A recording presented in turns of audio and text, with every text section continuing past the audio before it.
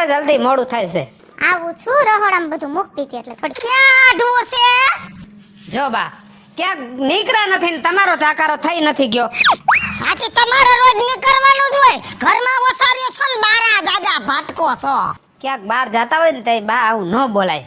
એટલે મારે પૂછવાનું નહીં ક્યાં જાવ છો એમ. આ હાટું મોટા કર્યા. એ મારી હાઉને મજા જેવું નથી રહેતું ને એટલે હવે થોડાક દે અહીંયા તેડી આવી છે. હા હવે આયા ગુંડિયામાં ઉલાડ ધરાડતો છે નહીં. સેલે આયા પડશે. મારું જ મગજ તેદી નો આયલું. મને ખબર હતી કે આને આધાર નથી પણ ઈ નહોતી ખબર કે આયા ગુંડા છે. જોવો છે બા કેવું બોલે છે. એ બા જે બોલે ને એ તું એને બોલવા દે. તારી માની તારે ચિંતા કરવાની જરૂર નથી. હું બેઠો છું ને હાલ. હા ઈ બેઠો છે ને. તારી માની ચિંતા કરવા હાટુ તો બે જઈનો છે ને. અને તું ક્યાં વેખલીની હલહલ કરતી હાલતી તા ઘરમાં જા ગોદડા પલાયરા કોણ તારી માં ધોહે આવીન. બા તમે જે કામ કહો છો એ બધાય કામ હું તમારા ટાઈમે કરી નાખું છું તો પછી રાડું નાખીને શું કામ કહો છો. બા પ્રેમથી કહો ને. આ કામ કરવા તો ગુંડિયાઈ વાસે તું ન કરતો કોણ કરે. જા તું ગુંડિયાઈ ડોહીને આને ન થાવું અને ભેગો એક પાંગઠ વગરનો ખાટલો ગુડ તો આવજે એટલે નાખી એમાં. હા વાંધો નહીં તમે ચૂપ થાવ. જા તું કામ કર હું તેડતો આવું. એ માથે બેહારીને લાવજે. બા હું જાવ આવીને કોતરા ધોઈ નાખીશ. નથી જાવું ના પાડી ને. હા રે હક પણ વયું ગયું લે.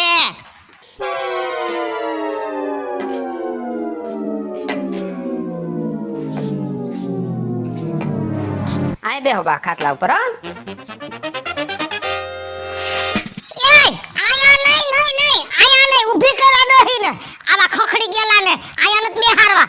એ ક્યાં ગઈ? શાંતિ રાખો બા. એ તારી માં આવી છે ડામસે દીવા કરો ને ઢોલિયા ઢારો અને કાઢો આઈથી આગિયાય મારા ખાટલે નહીં. હા બા તમારા ખાટલે નહીં રીએ. બા જય શ્રી કૃષ્ણ. કેમ છે બા તારી તબિયત હવે? આવતા રે અહીં.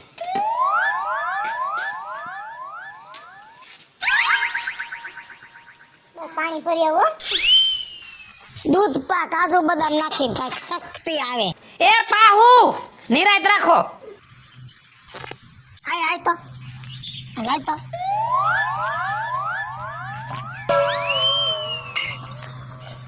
તારી માના છે ને ફોસરા નોખા રાખજે. બધાય નથી બોટવાના. બા મને બા તમે ખારા શું કામ થાવ છો?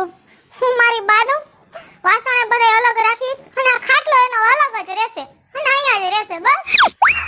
અને બા તારે કાઈ પણ કામ હોય ને તો મને અહીંયા રાડ દઈને બોલાવજો.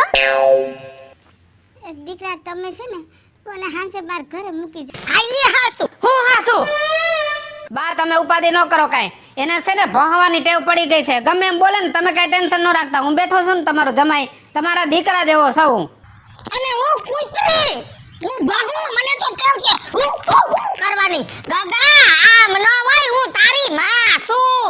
એ મૂંગા મરો મૂંગા.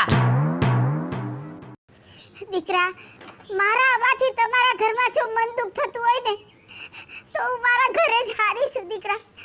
હું પડી રહીશ મારા ઘરમાં પણ મારે લીધે તમારા મા દીકરામાં મન દુખ ન થવું જોઈએ દીકરા. મને ઈ ન ગમે. ના બા તમે આટલું બધું વિચારો માં. તમારી ઉંમર થઈ ગઈ છે તમે બોલી નથી શકતા અને આની ઉંમર થઈ ગઈ છે તો આનો જીભડો પાછો નથી વળતો. થોડીક તમારી જીભ ઉપર લગામ રાખો. શું કામ હાથે કરીને હેરાન થવાની તૈયારી કરો છો? બા આમ જો તું મારા હાહુનું કાંઈ મનમાં લેમાં અને તું અહીંયા રહીશ ને તો તારી સેવા કરી શકીશ. મેં વારંવાર નહીં આવી શકું. મારા હાહુ ખાલી બોલી નાખે ને એટલું જ છે પછી એના મનમાં કાંઈ ન હોય. એ બધુંય મનમાં જ છે ગગી. મને ખોટી પાડમાં હું ઘડીકની નથી. હું જી બોલું ને ઈ નક્કી જ હોય. આમ જો તારી ગગી છે ને મને ઘડીકની કે ઘડીકની નથી અને હું જી બોલું છું ને ઈ વાત મે ગણીને ગાંઠે બાંધી હોય તો જ બોલું છું. હા બા હા બેટા દવા પીધી પછી દુખાવો ઓછો થાય છે ને? હા હો બેટા ઓછો છે પણ મને આમ છાતીમાં બળતરા થાય છે બેટા. એસિડિટી જેવું થઈ ગયું એવું લાગે છે મને. બહુ બળે છે. જો બા વધારે પાવરની દવા હોય ને એટલે એસિડિટી થાય. આ લ્યો આ દૂધ પી લ્યો એટલે નહીં થાય. એ પા દૂધ પા દવા પા કાજુ બદામ મલાઈ નાખે ને એટલે ડોહીને હારું રે. અને તોય નો મજા આવતી હોય ને તો નારથી તલનું તેલ પા. બા તમે તો ઉપાડો લીધો છે હો, તમને કઈ ખામી રહેવા દઉં છું? હા બસ વાતમાં ઉપાડો. આ તારી બાળીએ ગાના ખામાં એમ કે મારી હાહુ ના તો ઉપાડા. ના ઉપાડો મારો ઉપાડો તો આણે લીધી છે, મફતણીએ ઉપાડા લીધા. મારા ઘરમાં ક્યાંથી ઘરી ગઈ છે એ તને કહું છું, છોકરો મેં જઈનો છે કે તે ખબર નથી પડતી. બા હું તમને હાથ જોડું છું, કાઈ ના કરો તો મારી ઉપર એક મહેરબાની કરો. મારી માં ખાટલે પડી છે, આમ નામ તમારા વેણ આંબરીને વહી જાશે. જેટલા દિવસ છે એને શાંતિથી રહેવા દ્યો માં. એ વઈ જાય તો ઓછી ઉપાદી. હુઈ જાવ હવે ન્યા. તને કીધું ને એના રે લપ નો કર. હાલ બા હોઈ ગયા છે. કટરે હુરાવીને હુવે એવી છે. મફતણી આયા ગુડાઈ ગઈ છે. અમારા ગામની ગંગા ડોહી હતી, જો છોકરા નહોતા ને પછી ગઈડી થઈને તો છોકરીને જમાઈ તેડવા આવ્યા ને તોય નો ગઈ, કેમ કે એને નાક શરમ આબરૂ હતી. મલકમાં ક્યાંક વઈ ગઈ પણ સોડીની ઘરે નો ગઈ. તું તો નકટી છો, નકટી.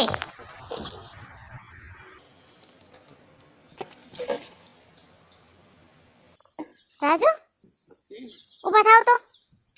કેમ અહીં આવી રીતે સીડીએ બેઠા છો? હું થયું તમને? કોઈ કઈ કીધું? કોઈએ કાંઈ નથી કીધું કાજલ. તો કેમ આવી રીતે મૂંઝાઈને બેઠા છો? જ્યારથી તારી બાને ઘરે લઈ આવે છે ને ત્યારથી મારી ચિંતા વધી ગઈ છે ઘરમાં. મારી માં જેમ ફાવે એમ બોયલા રાખે છે તારી બાને. હા એ તો મને ખબર છે. પણ કાજલ, તારી માં તો ઉંમરના હિસાબે કાંઈ બોલી નથી શકતા, પણ તને બહુ ખોટું લાગતું હશે. મને ખોટું લાગે તો હું શું કરું કયો? હું એમનો સ્વભાવ એવો છે એટલે મન મોટું રાખી અને બધું જાતું કરું છું, અને તમે જાતું કરો.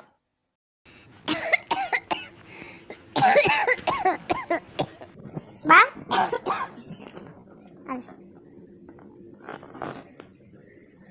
ડોક્ટરે છે ને ઉધરસની સારી જ દવા આપી છે, પણ એક બે દીમાં તો ફેર ન પડે. 5-8 દી થાય ને તને ફેર પડી જાય હો. તું કાંઈ ચિંતા ન કરતી દીકરા. હા મારે લીધે તારે તારા હાહુનું કેટલું સાંભળવું પડે છે દીકરા. તને કેટલું સંભળાવે છે, કેટલા મેણા મારે છે. હું નથી જોઈ શકતી. બા તું આટલી બધી ચિંતા કરમાં ને મન નાનું કરમાં માં. એ મારા સાસુ છે, કદાચ મને બે વેણ કહે ને તો હું એ મનમાં નથી લેતી, કેમ કે તારા જ સંસ્કાર છે માં, કે એ મારી માં જ છે. અને રહી વાત કે તું આજે અહીંયા છો ને તને દુઃખ થાય છે ને તો તું એ દુઃખ લે મામા. મને ખબર છે તારી આંખમાં તો સૂકા આંસુ આવે છે. આજે મારે ભાઈ નથી એટલે ને, પણ આ દુનિયામાં ઘણા એવા લોકો છે માં જેને દીકરો નથી ને ખાલી દીકરી છે. તો મારી ફરજ ન આવે તારી સેવા કરવાની? એ કરી લે, સેવા કરી લે, નકર મરી જાહે. બા હું તમને છેલ્લી વાર હાથ જોડું છું કે તમે આટલા બધા મારી બા. હાથ જોડમાં, મારા હમા હાથ જોડમાં. અને માંદાના પેટની તે તો મારા ઘરમાં ઘો ગાલી છે. હખનો હડાકો નથી આવવા દો. મારે એકનો એક દીકરો તારું પૂછડું પકડે બા બા બા અને મને વડકા ભરે. ઈ બધુંય તારા લીધે. મરી જા, મરી ક્યાંય જગ્યા ન હોય તો, પણ આયા હું આવી છો, આયા મારા ઘરનો માસડો બગાડમાં. બા આટલા બધા કડવા વેણ ના બોલો. અરે આ માણસોનો ડર ના રાખો તો કાઈ નહીં, પણ થોડો ઉપરવાળાનો રાખો બા. ઉપરવાળાનો ડર છે ને એટલે જ આયા પડી પાથરી બેઠી, ન કરતો ગારો દબાવીને મારી નાખી બોય. પટકુટા વેડા આદરા છે હે મારો. હવે આમ અંદર મર રે, આમ અંદર જા, અંદર જા, જા કહું છું, અંદર જા. હુઈ જાય માંદી પરોસણ ક્યાંથી મરી છે આયા. મારા સગાવાલા મને કહેતા હતા કે દીકરી છે ને એક દીકરો પણ હોવો જોઈએ. ત્યારે અમે એમ કીધું તું કે ના ના આ મારી દીકરી છે ને એ દીકરા જેવી જ છે. અરે જમાઈ છે એ પણ દીકરો જ ગણાય, પણ એ મારી માન્યતા ખોટી હતી. હું નો માની તે નો જ માની એ લોકોનું. અરે જમાઈ છે એ પણ દીકરો થઈ શકે, પણ એને પણ એના કુટુંબના એના સગાના કંઈક બંધન હોય એટલે એની ફરજ ન બજાવી શકે. એમાં એનોય દોષ નથી. દોષ મારા ભગવાન હવે આ દુઃખમાંથી તું મને લઈ લે હવે હું આ દુઃખમાં જીવવા નથી